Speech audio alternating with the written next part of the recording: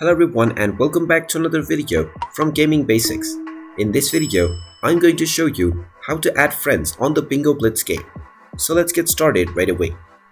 Now, first of all, open up the Bingo Blitz game, and if you have already logged into your account, you will be taken into the map menu. But if you don't gain access to it, then complete the tutorial level, and once you gain access to your map, you can add any of your friends that you wish.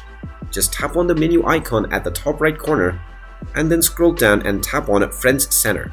From the Friends Center page, you will be able to connect your Facebook account if you haven't done so already, as you will see the Connect Facebook button. Just tap on this button and connect your Facebook account, and all of your friends within your Facebook account that are playing the Bingo Blitz game will be visible within the Friends Center page. If you don't see any of your friends, you can tap on Add and Invite.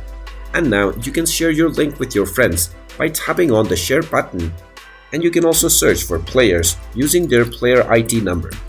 After typing in the player ID number, simply tap on the Go button and this will begin your search.